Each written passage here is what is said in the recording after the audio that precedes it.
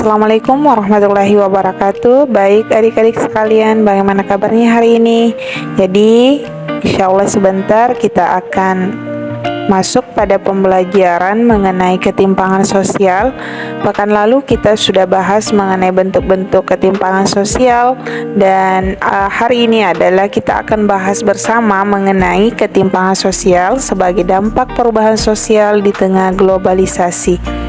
Adapun tujuan pembelajaran kita hari ini ada 3. Yang pertama itu adalah menegaskan 2 hal yang diperlukan untuk menjalin relasi antar komunitas lokal untuk memperkuat posisi dalam merespon perubahan. Tujuan yang kedua adalah membandingkan 2 kaitan antara globalisasi, kemiskinan, dan ketimpangan. Yang ketiga adalah menganalisis 6 dampak positif dan negatif ketimpangan sosial dalam masyarakat. Pertama, menjalin relasi antar komunitas lokal untuk memperkuat posisi dalam merespon perubahan. Di sini ketimpangan sosial adalah di era globalisasi adanya kemakmuran dan kenyamanan yang menyebabkan segala aspek kehidupan terpengaruh. Misalnya sistem ekonomi, budaya, lingkungan hidup manusia. Selain dampak terhadap perekonomian, globalisasi juga berdampak terhadap sosial budaya masyarakat, yaitu kearifan lokal. Manusia sebagai makhluk sosial menjalin relasi adalah sebuah kebutuhan dalam rangka memenuhi kebutuhannya, termasuk mencari solusi ketika menghadapi suatu permasalahan. Hubungan manusia di sini adalah hubungan antar elemen atau komunitas akan menghasilkan produk seperti interaksi sosial yang dinamis dalam merespon perubahan sosial yang disebabkan dengan adanya globalisasi.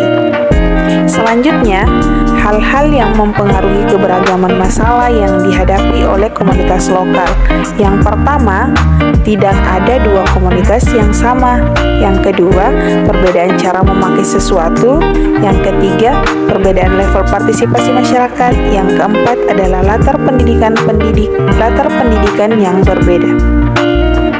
Selanjutnya, dalam menjalin hubungan relasi antar komunitas, biasanya masih memperhatikan adanya faktor senioritas dan latar belakang historis.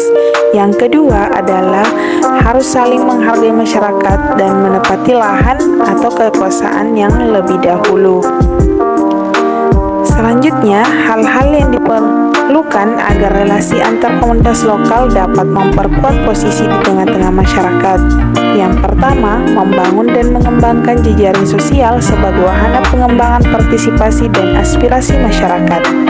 Yang kedua, peranan pemerintah lokal sebagai fasilitator dalam pengembangan partisipasi dan aspirasi masyarakat. Yang ketiga adalah pemberdayaan sebagai upaya membangun kemampuan masyarakat dalam membangkitkan kesadaran yang dimiliki oleh komunitas lokal. Pemberdayaan dalam menjalin relasi antar komunitas lokal diharapkan masyarakat miskin dapat melepaskan diri dari perangkap kemiskinan dan keterbelakangan. Selanjutnya, kaitan globalisasi, kemiskinan, dan ketimpangan sosial. Desakan globalisasi ekonomi yang dulu digembar-gemborkan Bank Dunia, tujuan utamanya adalah mendesakkan globalisasi ekonomi untuk membantu kaum miskin di dunia. Mereka berpendirian bahwa dengan menghilangkan sejumlah hambatan terhadap perdagangan perusahaan besar dan berbagai investasi keuangan, maka itulah gagasan terbaik menuju pertumbuhan. Tapi, nampak jelas sekali betapa kemiskinan dan ketimpangan melaju dengan pesat dan sesaat kemudian menyebar ke seluruh penjuru dunia. Terlihat ketimpangan antara orang kaya dan orang miskin dalam negara maupun antar negara dengan sangat cepat meluas. Sistem perdagangan dan sistem keuangan global yang menjadi salah satu penyebab utamanya. Globalisasi nyata-nyata telah menciptakan ketimpangan yang teramat besar. Globalisasi nyata-nyata telah menciptakan ketimpangan yang teramat besar. Manfaat globalisasi tidak menyentuh kalangan kaum miskin, dan proses itu secara tidak terelakkan telah menimbulkan protes dan kekacauan global yang semakin besar.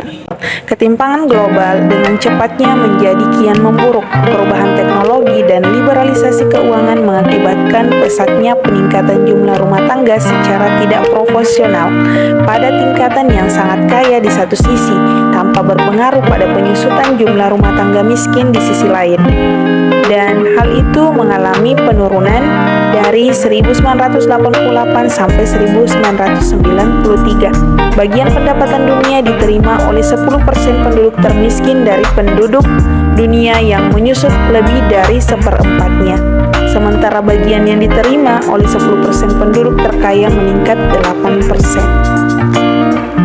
Selanjutnya, kebijakan globalisasi ekonomi sebagaimana dijalankan oleh Bank Dunia, IMF, dan WTO sesungguhnya jauh lebih banyak menciptakan kemiskinan ketimbang memberikan jalan keluar. Selanjutnya, rakyat yang sebelumnya terbiasa memberi makan diri mereka sendiri, ini semuanya berubah total. Mereka tidak mandiri, tergantung, dan lapar, jatuh miskin, sehingga tercipta kemiskinan dan ketimpangan yang akibatnya dengan adanya globalisasi. Selanjutnya, globalisasi dan ketimpangan. Globalisasi membuat lalu lintas sumber daya antar negara menjadi hal yang lumrah dan kemajuan teknologi membuat alokasi sumber daya lebih efisien. Di sisi lain, ketimpangan di sini adalah sesungguhnya globalisasi bukanlah sekedar urusan ekonomi atau perdagangan belaka, tetapi memiliki wajah lain. Mengapa terjadi ketimpangan? Karena globalisasi berdampak positif terhadap perkembangan atau pertumbuhan ekonomi dan pertumbuhan yang berdampak pada hal negatif, yaitu terhadap kemiskinan. Maka dapat diduga bahwa globalisasi berdampak negatif terhadap kemiskinan. Globalisasi secara umum, globalisasi ekonomi, dan globalisasi sosial semuanya memperburuk ketimpangan pendapatan. Selanjutnya, ketimpangan sosial merupakan salah satu penyebab dari munculnya kemiskinan. Dampak ketimpangan sosial ada dua. Yang pertama, dampak positif dan dampak negatif. Dampak positif ketimpangan sosial, satu, menjadi stimulasi ampuh bagi beberapa wilayah untuk terus memaksimalkan potensi. Yang kedua, menumbuhkan rasa empati antar golongan. Ketiga, mengajarkan pada masyarakat tentang kehidupan yang beragam. Empat, meminimalisir mental individu yang biasanya gampang dan cepat puas. Yang kelima, mendorong manusia untuk pandai bersyukur. Selanjutnya, dampak negatif ketimpangan sosial. Pertama, melemahnya minat untuk berwirausaha dan berwira swasta. Yang kedua, diskriminasi sosial. Ketiga, timbulnya kecemburuan sosial. Keempat, konflik sosial. Kelima, kriminalitas. Keenam, terjadinya monopoli. Baik adik-adik, itulah tadi pemaparan materi dari Ibu. Semoga materinya bisa dipahami, dan ketika ada yang kurang paham dan kurang dimengerti, silahkan diisi dan dikirim di kolom komentar YouTube Ibu. Terima kasih. Wassalamualaikum warahmatullahi wabarakatuh.